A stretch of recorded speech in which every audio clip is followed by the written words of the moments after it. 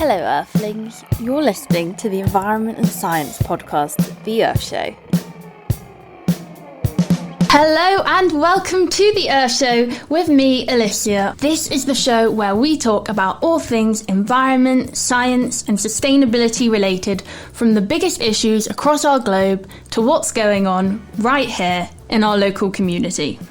And today is no exception to that, because we're talking about one of the topics and issues that comes up most frequently when you're talking about environmental challenges and issues.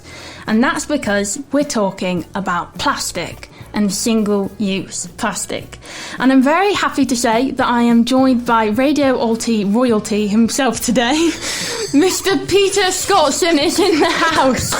What a lovely introduction, Elysia, for Radio Alti royalty. But that's very kind of you, and it's so lovely to see you. And I've got to say, it's an actual honour to be on this programme, because I've listened to some of your first shows, and they are absolutely first class. I absolutely love them. So all credit to you, and it's wonderful to be here. Thank you. Very kind, very kind. How does it feel being on the other side of the table today? It feels very, very strange, bearing in mind that I've almost done 500 shows, and this is the first time I've been on the guest side, so now I know exactly how they feel.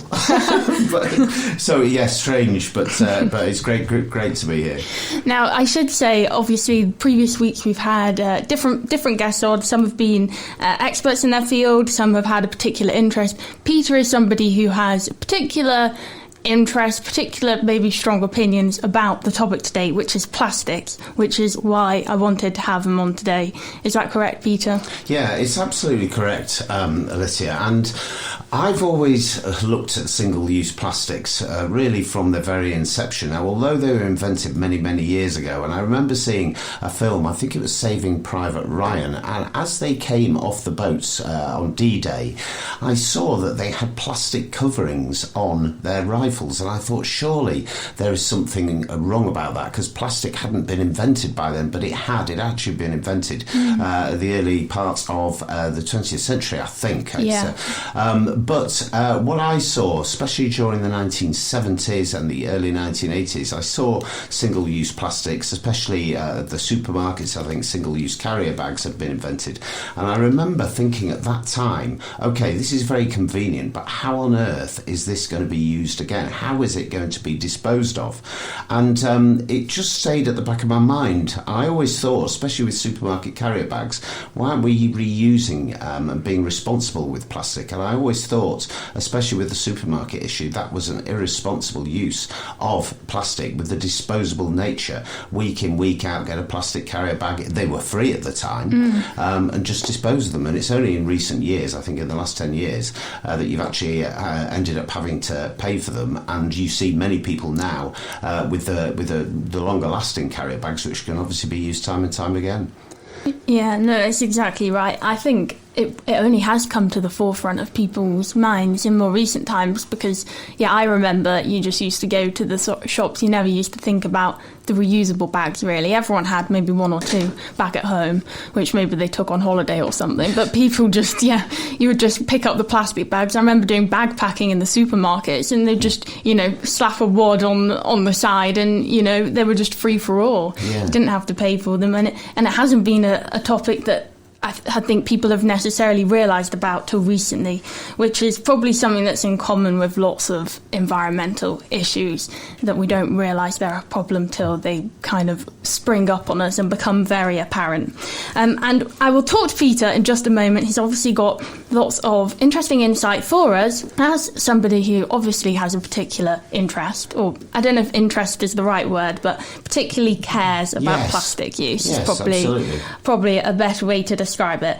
But before we do that, I thought that it's always helpful for us to have a bit of an overview so we can understand the issue with plastics, because to many of you might think, well, it's fine if I have a plastic because it just gets recycled and it gets used again. I dispose of it responsibly. But actually, unfortunately, like with most things, the problem is a bit bigger than that. So to start with, I thought we could define maybe what a plastic is. And I know in your heads you're probably thinking, well, that's obvious. You think of the carrier bags at the supermarket, a plastic water bottle that you've bought when you're out shopping. I don't know, the clothes you're wearing, everything has plastic in it, really. But when I say to define a plastic, I'm talking about what actually, fundamentally, a plastic is, because that can help us understand the problem with plastics. So, to put it quite simply, a plastic is a type of polymer. Now, for those of you who aren't familiar with the term polymer, a polymer is basically just a long chain of elements that's made up of smaller repeating groups of elements called monomers. And to make that a bit simpler to understand, you could imagine it a bit like, say, a beaded necklace, where each bead is this monomer and it's got a particular composition, and all of these beads are joined together in a chain to make that necklace, which is our polymer. But polymers as an umbrella term themselves aren't really the problem. In fact, they occur throughout nature, and in fact we as humans are comprised of many polymers ourselves. They form our DNA and the proteins that make us up, to name a couple of things. But what distinguishes the plastics we're talking about today from every other type of polymer is that they are either fully or in part made of synthetic material, so something that doesn't occur naturally. And because they don't occur naturally, this also means you can't easily get rid of them naturally. And that is where the problems with plastics begin to occur, because it basically means that they can take hundreds and hundreds of years to decompose, which we're well aware causes a whole host of threats to nature and wildlife in that time. And then at the end of all this, they never actually ever fully disappear. Because what's happening is they're being degraded, they're being broken down into progressively smaller pieces that the human eye can no longer see, but they never go. They just get smaller and smaller into these small fragments, which are known as microplastics. Now, when we think of probably plastic problems, we think of things like big landfill sites, unfortunate animals who have become maybe trapped in plastic, and all sorts of horrible things we don't want to hear about and we don't want to see happening. But microplastics are actually one of the biggest challenges with plastics that maybe is less talked about, because they are so small that they enter our food chain, they pollute our waters and even our air, and they're able to travel all across the world because they are so small and can be carried to the most remote areas. So they've been found in freshly fallen snow in Antarctica, and they've even been found in human blood. And one study by the University of Technology in Sydney has found that humans may inhale around 16.2 bits of microplastics each hour, which is the equivalent of a credit card's worth of plastic every week, which is absolutely terrifying, because we don't actually know at this stage, because plastics haven't been around ages and ages, the full impact that is going to have for humans and for our planet. And that's why it's an important conversation to have, to raise awareness of the implications of using plastic for everything. And that's why it's great to have Peter with us today to chat about this. And after all that heavy information, I think let's have a bit of music, and we will be back after the break.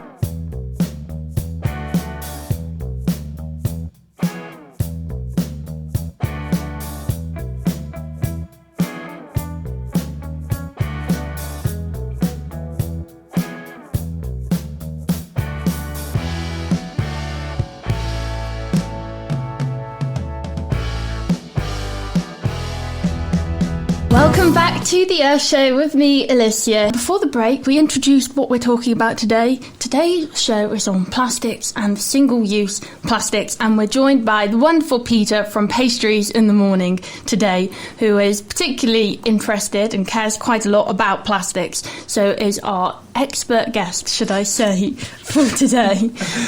Yeah, I don't know about expert, but can I just go back to your introduction, Elysia? That was so well researched, and I probably learnt there there more in 5 minutes than I have in all my sort of distant interest in plastic. I just thought that was fantastic. And the bit that really sprung out to me is what you were saying, that in the space of a week we inhale the equivalent of a credit card's worth of plastic. That is just unbelievable. When I read that, I couldn't quite believe it. Yeah. Like that's a lot of plastic. If you hold your credit card next to you, yes, and think about swallowing that whole, that's quite a lot. Yeah, but I found that fascinating. Absolutely brilliant.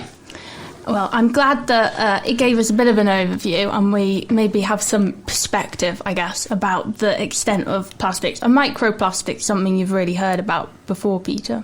Well, I have heard of them. I always remember, I think it was about 20 years ago, I was at the Anderson boat lift in Northwich, and somebody said to me, did you know that plastic was invented by accident in a salt mine in Northwich? And I had no idea. Really? And apparently, when we talk about plastic, it isn't plastic per se, it's the polyethylene element. Yeah. And apparently there was an accident in a salt mine around about 1933. So I just had a look at this just to check that it was right, and that is right. And of course, very convenient. And this studio, of course, is surrounded by plastic, but it's used time and time again. And I think it's the single-use element. I mean, this is responsible use of plastic when it's used year after year after year. And like you say, today we're concentrating on the single-use element, which is the part that I've sort of been interested in.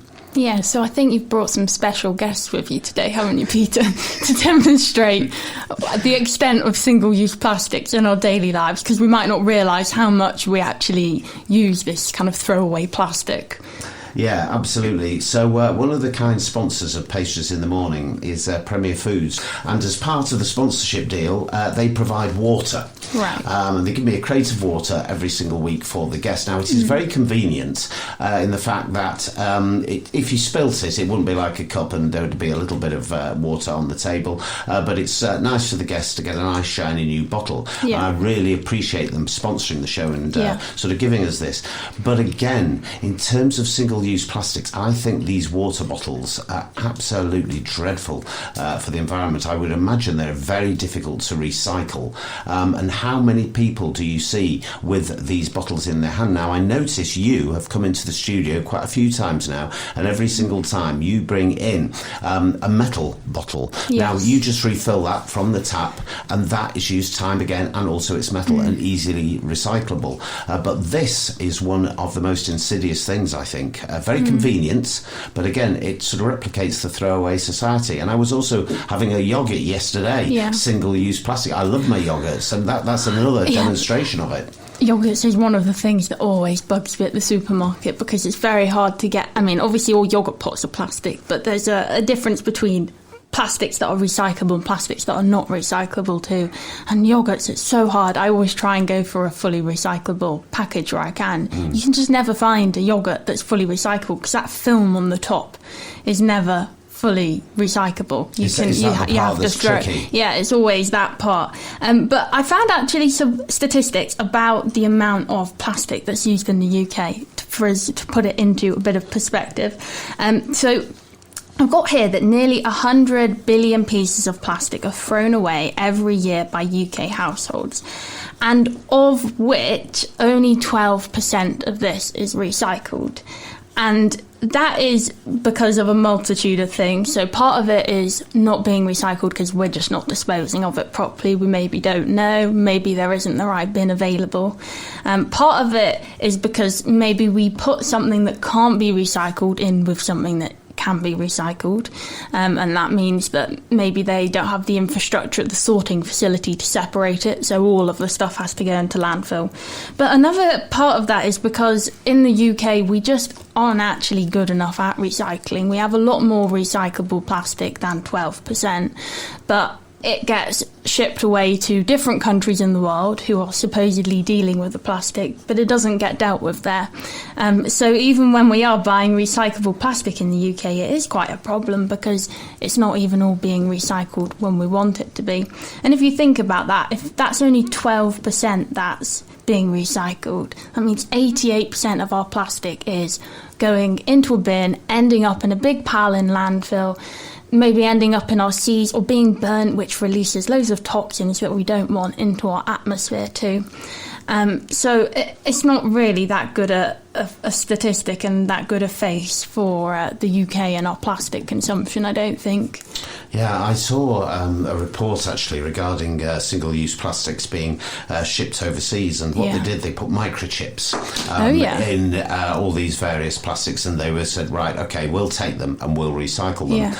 And almost every single item ended up in landfill in one of these other countries. Yeah. So they were told, right, yes, it's going to be recycled, and many of them, not all of them, but the vast majority, would just ended up in landfill, which I thought was, and it's exporting the problem to another country. Yeah. And, you know, often maybe not quite as developed as ourselves. So we'll say, like, you know, okay, we've got the problem, you have it now. Yeah. And that gets me as well. And all sorts of, it's very bad, not even just like on an environmental scale, but just for human health, because these big amounts of plastic are getting shipped to, say, less developed countries, and they're just dumping them in places maybe close to where people live, and just diseases and bacteria run absolutely rife in them, and it's making people ill around the site. So there's kind of that human impact directly as well, and then things like they're just being dumped into rivers in these other countries, and then all of that plastic is ending up in our seas and in our water systems. And I have a fact here that 3% of all plastic produced every year ends up in our ocean, which means that by 2050 there'll be more plastic by weight than fish in our ocean, which is just horrible to think of, really, because this, 100 years ago, really, there wasn't any. No, I mean, it's quite staggering. And I think visually, when you see on the TV or a film or whatever, and you see all this plastic floating about, and I remember during and after the pandemic, I think there were billions of these face masks, which, of course, contain a huge amount of plastic floating around in the oceans. The fish and the sea creatures swallowing them or getting tangled up in them. And I think visually, it's really quite distressing to watch. Yeah. And I think, obviously not being an expert in any area, but somebody of a completely different generation to you, this is the one area, and this is one of the reasons seeing images like this, because we've got beautiful sea creatures, lovely oceans, and they are getting absolutely swamped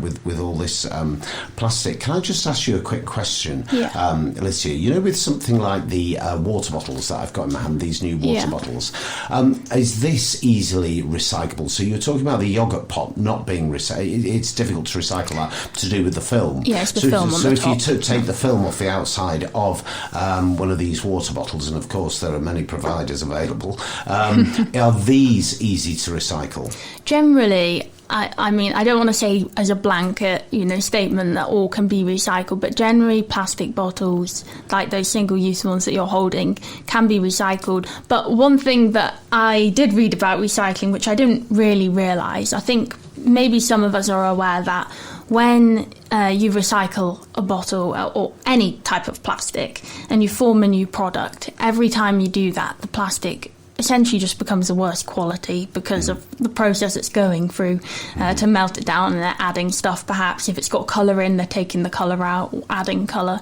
But I read that, I think, now I'm sorry if this is wrong, but it's either 2 or 3 times is the normal amount that a plastic will be recycled, and after that point it won't be recycled anymore.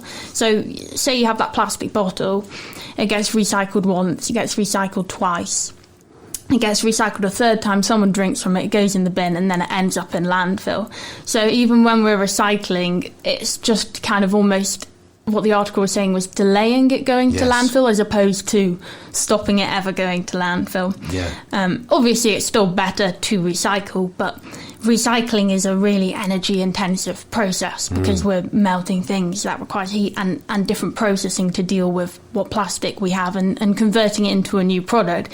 So the preference, as you probably know, the well-known phrase, reduce, reuse, recycle. We want to recycle things as opposed to put them in landfill, but that is the third option of the reduce and reuse coming first, because while recycling is better than not, unfortunately, it's not always. But I have just noticed on that bottle there, if you turn it around, it does say on the sticker widely recycled. It does.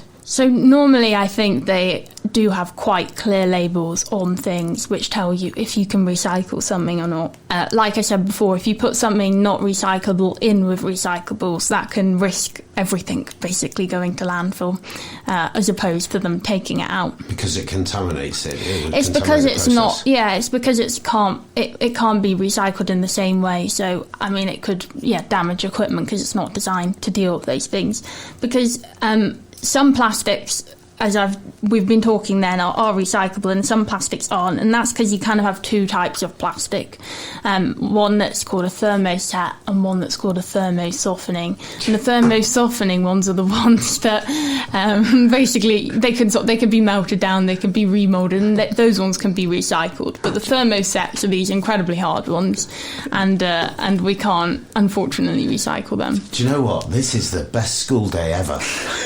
I can't. It's just. I promise you, it's absolutely fascinating, and I love it. But you're right. The reduce, reuse, recycle, and I do have a couple of demonstrations here about the reuse, and of course now we have the carrier bags that we used to in the supermarket, which is absolutely fantastic. Yeah. They'll probably be about 5 or 6 times thicker than a conventional disposable supermarket bag. But how many times do you use that? Year after year after year, and when it breaks, I think the supermarkets then replace them free of charge.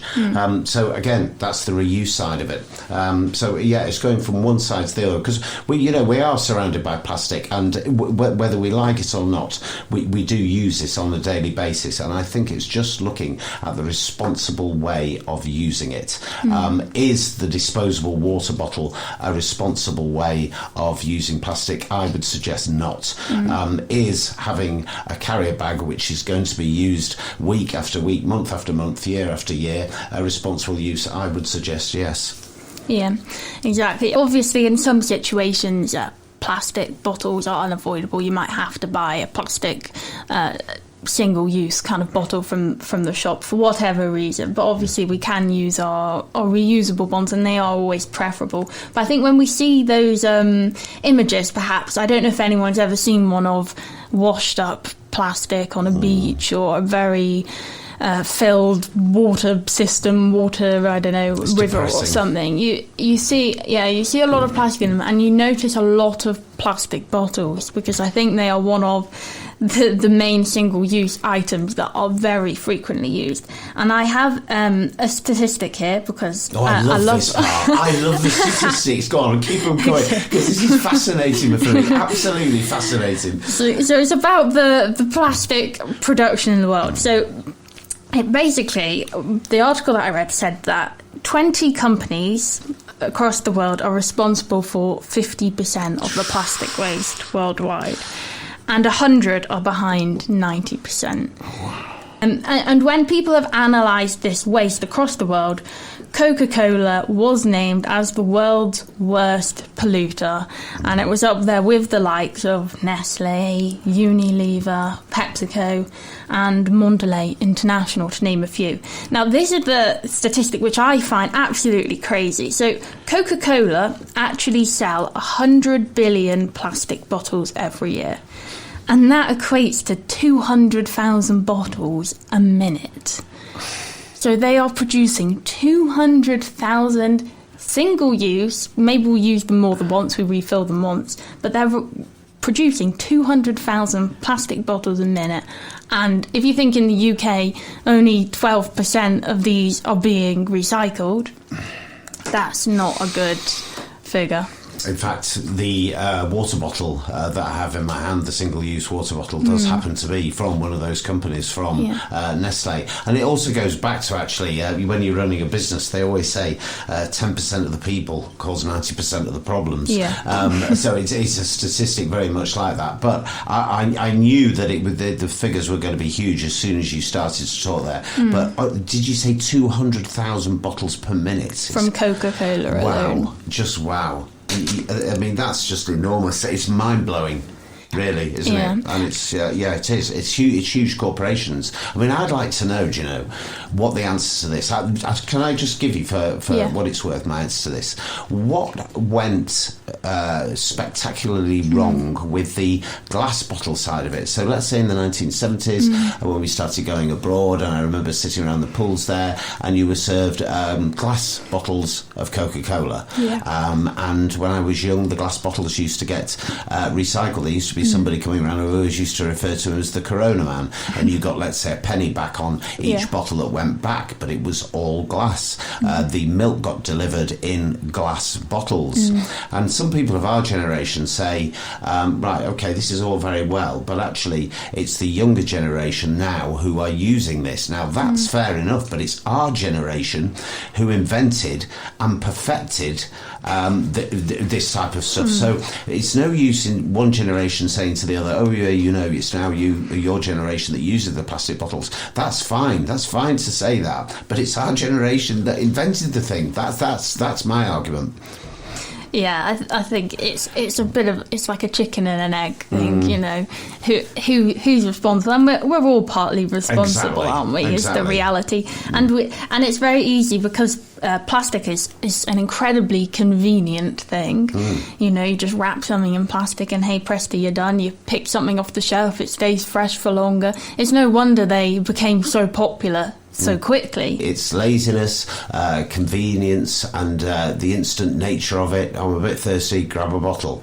I mean, it's just saving you going to a tap with a bottle that you're carrying. What was ever wrong with that? And I always remember when bottled water started being sold in bottles, I thought, what is wrong with going to a tap? But it's convenience, it's laziness, it's instantaneous, isn't it? I think that's what plastic does. And I think one thing we're lucky about in the UK is that tap water is free when you're out and about in public. You can go into any cafe and you can just ask them to fill up your bottle. It's that easy. But I think part of the culture has probably come from abroad where you have to pay for tap water. It's not a commodity that's free for everyone all the time. And so they do just buy plastic bottles when they're out all the time, and things cultures travel, don't they, between countries? Yeah, so it must have changed completely. But like you say, in this country, one of the good things about this country is the water supply, and the water. Well, certainly here in the northwest, the quality is very good. So I think certainly we here in the northwest of England have very little excuse. But even though obviously there's a variety of waters across the UK, just depending on where it's sourced from and how it's processed, all of the tap water is very safe in the UK. They have particularly high standards. It's not like when you go abroad and you have a salad or something that's washed in their water and it gives you a dicky tummy for the rest of your holiday. We've all been there, haven't we? Yes, we have. Because I remember working in Greece. I worked in Greece for a year, and that's exactly what happened. They used to, rinse the salads, and I did end up with a dicky tummy. So they may have some excuse. However, I do think now the technology now has got so good that there, even for people in these regions, there is very little excuse, because the technology has come on just immensely. People are having fewer and fewer excuses not to go just to the tap and get a drink of water in a china cup, in a metal bottle, rather than having these plastic bottles, which I've got in my hand. Yeah. But I think actually probably a large part of the issue with all these Coca-Cola bottles is they're full of fizzy drinks, and fizzy drinks are not something you get on a tap, I guess, and lots of people like these fizzy drinks, so they just go to their corner shop or whatever, vending machine, put in £1 and that's it. They've got a bottle of fizzy drink. And I remember when soda streams became really popular. Oh, yes. And I guess they were, in a way, reducing the amount of plastic people were using because you were creating your own fizzy drink at home, but they didn't last very long, did they? No, but do you know what happened in Altrincham? I think it was in the late 70s, early 80s. There was a shop right next to Marks and Spencer's, and what they had these huge vats of cornflakes, absolutely enormous. And what you did, you went in with a bag or a sack that they provided you. It was made out of cardboard, and you went there whenever you run out of cornflakes, and you put your cardboard box or whatever at the bottom, and it would dispense your cornflakes or your Rice Krispies or whatever. It was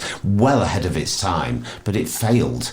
Within about a year and a half, it failed. Now, it was cheaper to do that, to keep... It was about half the price of going and getting a new box of Kellogg's cornflakes or what other brands are available. But it was cheaper, it was more environmentally friendly, it was ahead of its time, but it failed. And to me, one of the reasons it failed was going back to people's laziness. It is easier, even if you're paying twice the amount of money, to go and get an instant bag of cornflakes or packet of cornflakes rather than go and keep refilling it up. And I thought at the time, this is brilliant, this is absolutely brilliant, because really environmental issues hadn't been talked about too much. But it failed, and the reason in my mind that it failed was due to people's laziness. That's what I think. I think it is, and plastics is all about convenience. And I also think it's a case of just, when you're not in a routine of doing something, maybe you just forget, it becomes harder. Like, as a child growing up, I used to play a lot of sport, I used to swim a lot, and I always had, obviously, a reusable water bottle with me. But I used to get through them like I don't know what, because I'd just leave them behind, because I wasn't in that routine of taking care and looking after things. And I think that's the same with people who go to the shop and they forgot their plastic reusable carrier bag. I think actually in recent times we've all got a lot better, but it's that transition period when we're so used to just being able to deal with it on the spot by buying that plastic to get us past that problem then and there. It's really interesting what you say about the transition, because without being political, paying for carrier bags at the supermarket came about with the coalition, the David Cameron coalition with the Liberal Democrats. And what the Liberal Democrats said, they had certain conditions to be part of this coalition, and they said, right, we're going to have carrier bags and people are going to pay for them. And it was that transition. There was huge moaning, huge groaning. I remember the inception of safety belts being compulsory, moaning, groaning, and it's a transition. And I do actually think what the Liberal Democrats did there was an absolute masterstroke, because although perhaps they're one of the most visual signs of instant disposable plastic are supermarket carrier bags. However, in terms of a percentage of the problem, I don't know, maybe 1 or 2% of the problem, but you used to see them in hedges down country roads and all the rest of it. But I do have to say, what they did there was really good, but it's then getting people used to doing and changing their habits. And as you quite rightly said, it's down to the transition, and it's breaking a habit. It's a bit like smoking, actually. You know, you're used to going out, having a fag or whatever it is, and then you suddenly got to break the habit. It's a habit. It's the way that you do things on a day-to-day basis, and changing your attitudes, changing the nature of the game. So I think you're absolutely spot on. And it's a case of, like, you can have those successful transitions, but I guess you need something at a higher level enforcing them, because if you just say to people, oh, please, can you not buy this plastic water bottle, they'll probably say, well, I need it, I'm in a hurry, sorry, bye. You know, you need something that is having a higher level to stop people. Maybe that's the cost of things that are in single-use plastic goes up. I think what you've just said there was another word that you've just said there, people in a hurry. We live now very, very busy lives, and you see people going in for their lunch from work, grabbing a sandwich in a plastic the meal wrapping, deals, getting some crisps in a plastic pack, getting their drink in a plastic bottle. So that's the nature, because when I was young, there was sort of a very divided nature within households. Generally, the woman was at home with the childcare, the man went out to work. So the meals would be prepared from fresh, and things weren't quite as busy and bonkers as they are these days. And now, generally, quite rightly and wonderfully, everybody who wants to work, there's obviously, you know, work out there for people to do. But bringing up a family and working and doing everything, life is busy. So I completely get it. And the word, when you say being in a hurry, you're in a hurry, right? Plastic bottle, plastic crisp, sandwich with the plastic wrapper, plastic. And I think that's another part of the problem. It's too easy. And I don't think maybe we realise how bad we are for this in the UK, because it's just part of our culture. And I often look at other countries of the world, I think they must be worse than us for the amount of plastic they use. But I actually found a statistic which is quite shocking, because normally, while the UK isn't great for a lot of things, we're not normally at the very top. But there are varying statistics on this, but of the biggest plastic waste generators in the world per capita, the UK is one of the highest. I found statistics where it said that we are the second highest plastic waste generator per capita, so that's per person, in the world, only below the USA, which is crazy. What's the reason for this, Elysia? Why? Because we used to call it the tip. It's now called the recycling centre, and you go along and you put your bottles in the right ones and you put your metal in and all the rest of it. What is the reason? Because we seem to have the facilities to do it on the face of it.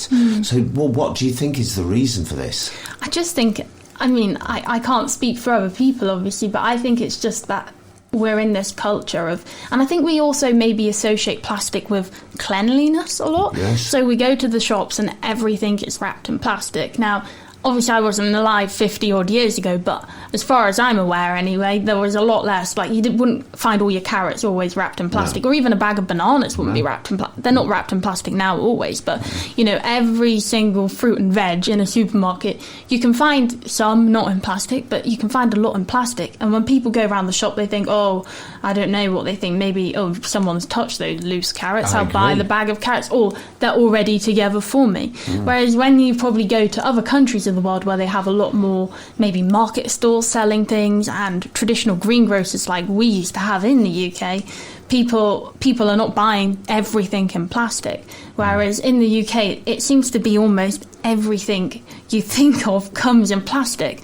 The clothes we wear. I was just thinking, what you may have had for dinner last night. Do you remember what you had for dinner last night, Peter? I actually had a bit of a junk dinner. I ended up eating crumpets, which were in plastic. I had a tea cake wrapped in plastic. The jam was actually in a glass bottle, which was nice. Oh, yeah. But I have fun eating habits sometimes. But if you actually go into what I refer to as the larder, I think that's quite an old-fashioned name. If you go down, the bread in plastic. Yeah. In fact, some of the tins now aren't metal tins; they're actually plastic tins, and that's. I've never seen a plastic tin. Well, it's the equivalent of a plastic tin, but I've probably got the two. The word plastic and tin probably don't go well together. Yeah. But what we've started doing here, but the thing is, it's very easy for somebody in my stage of life to say this. We've started supporting local farmers, and there's a local organisation called Grubarbs who are actually coming into the studio, and it's a farm, and they deliver our fresh veg. They put it on the doorstep, and no plastic, and it's fresh. And what I found myself doing the other day, and I remember this from when I was young, I actually had to wash the potatoes because they still have the soil on them. I'm not used to it, because usually you go to the supermarket, you get your Maris Pipers in plastic, and they're all cleaned. And so I remember my mum and me to a certain degree cleaning the potatoes. That's the first time I've cleaned potatoes, but it is easy for me, as somebody in my stage in life, we're prepared to pay a little more, and I get it, because there is a price differential here, but now we're at a stage in life where we can support local, and we can basically do that little bit extra. But to get this every week on the doorstep, not one piece of plastic. I was sat out there the other day, it arrived in the middle of the night, and it was beautiful to look at, and it reminded me of when I was young, because I'll have to say that I'm 62 and I feel it, but it took me back to the time as a child where everything was either made out of metal, out of wood. My toys were metal, mind you. Lego, I think, had just been invented recently, so that was probably the first part of plastic. But again, that's reusable plastic. And of course, today they were talking about the disposable stuff. But yes, so it's nice. It's nice getting the veg delivered with no plastic. And it is something, I guess, as well, something people enjoy to eat. For example, at home, my parents like to grow lots of fruit and veg in the garden, and obviously that's more of a seasonal thing, but it is nice when you're at home in the garden and you dig something up and it's on your plate within half an hour, and you have you've dug it up, you've done it yourself. Yeah, and there's no plastic. But obviously that's the problem, people don't all have the time for that. No. And it will probably be more expensive to get these foods delivered. Maybe they don't last as long, people are worried about, because obviously supermarkets irradiate them to help them last longer. And so really? So what does that mean when you say irradiate them? Is that sort of pasteurise them, the equivalent of pasteurising them? It's basically, I don't know the technicalities, so I don't want to say something wrong here, but it's basically the food goes under a conveyor belt and they'll be zapped by a form of radiation, and it kills basically all of the pathogens of bacteria that could be building up on it. Now, that's got nothing to do with plastic, but it's something that supermarkets do to make things last longer. But this is all part of the learning process for today, and why plastic is used. And that's why I'm finding this whole thing absolutely fascinating. For me, I promise you, this is like a great day at school. I'm glad to hear it. And with that, we'll have a little break, shall we?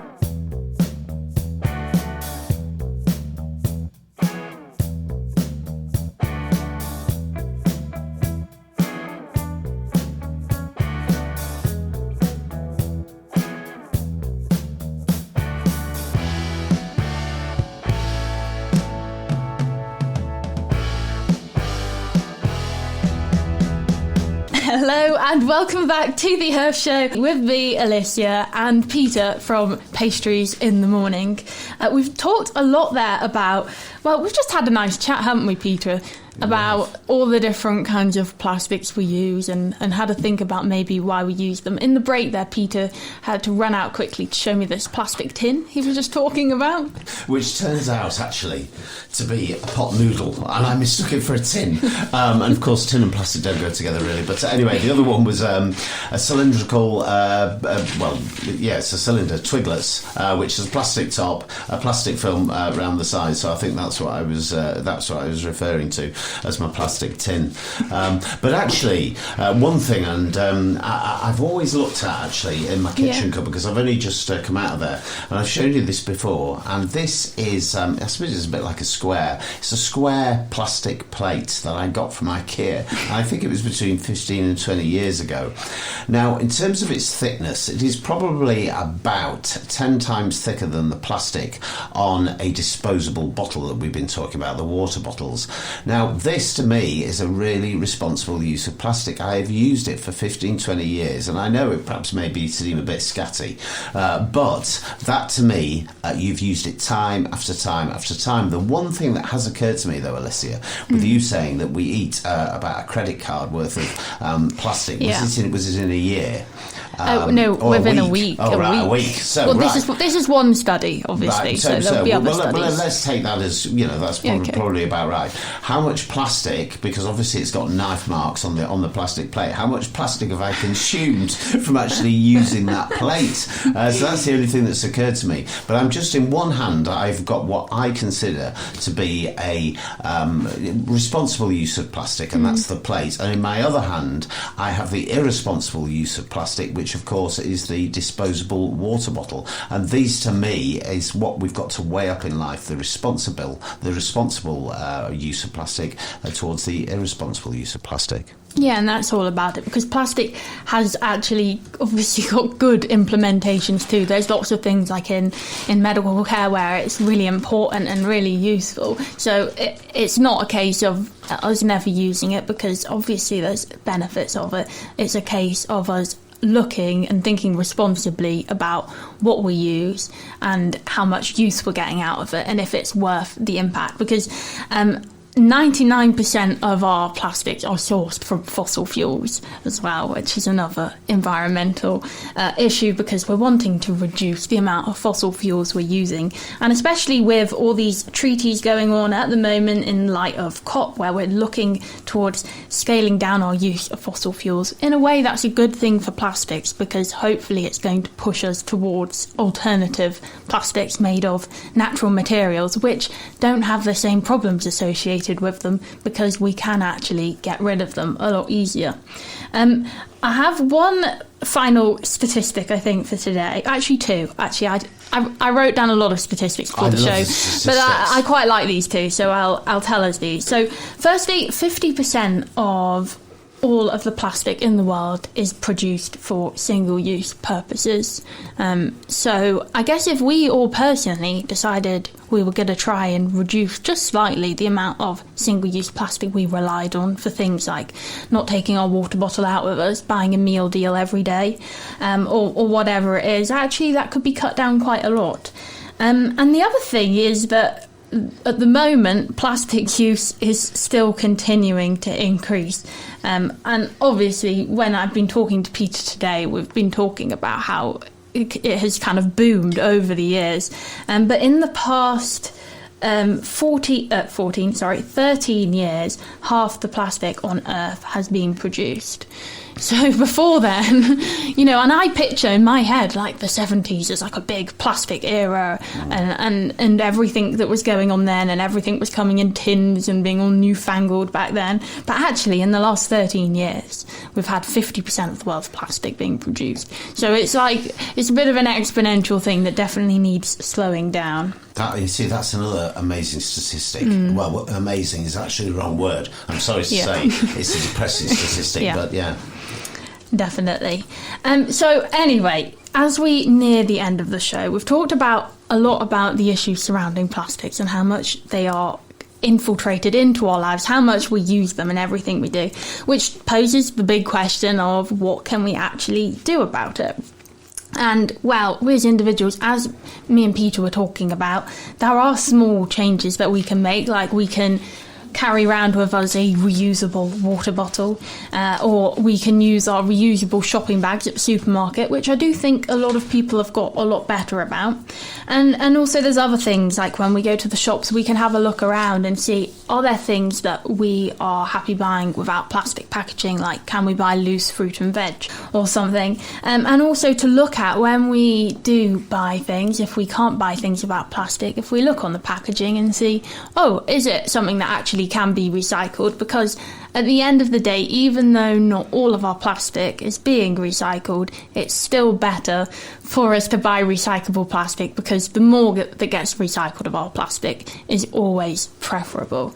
And there are lots of various brands around that do this. I mean, there's a number of brands. I think it has become increasingly popular in the very few recent years of certain brands that are very environmentally friendly who are not packaging in plastic now. There's the likes of Tony's Chocolate, and there's people like Wild who make the refillable deodorants, because that's another thing we don't think of. Our deodorants have these plastic caps on them. They can't be recycled very easily at all.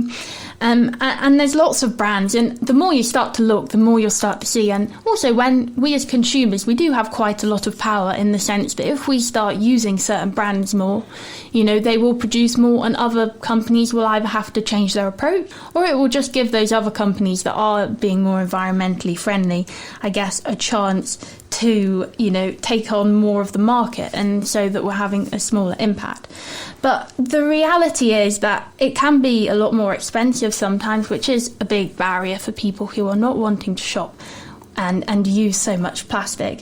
And even if we can make some small changes in our lifestyle, without there being a change in approach of these big companies that produce lots of plastic, and without there being a change in the way that governments come up with policies and how they decide to deal with plastic and plastic disposal, we're never going to completely be able to replace them and reduce the amount of non-environmentally friendly plastics we use, which obviously is an issue, and it is something that means that we need to look at a higher level. And that's why, actually, I have good news, because there's some hope surrounding this. And that is that the UN, by the end of 2024, have agreed to form a legally binding treaty on plastics, which basically means that governments will have to act, which is good news for us as consumers, because those bits that are out of our control, suddenly if something is happening at a higher level, it is making that change that we are unable to make ourselves. But that's all that we have time for today. Thank you for joining us, Peter. It's been absolutely wonderful to have you on. You've given some great insight, and I've learned a lot from you too. I've loved chatting with you, and actually when you asked me to come on, I thought this is a real honour, I promise you, and to be sat on this Very side kind. of the desk is amazing. Thank you so much for having me. Thank you very much, Peter. Thank you all so much for listening to today's episode of The Earth Show. Your support really does mean so much, and I'd be so grateful if you could leave a review, a rating, a comment if you enjoyed listening today. And don't forget to follow or subscribe to our podcast on here, and follow at @the_earth_show for more content on Instagram as well. And if you'd like to get in touch, I'd love to hear from you on info.theearthshow@gmail.com. But in the meantime, all that's left to say is don't forget to share this podcast with your friends if you've enjoyed it today. And from me, a massive thank you for listening, and have a wonderful week. Speak to you soon.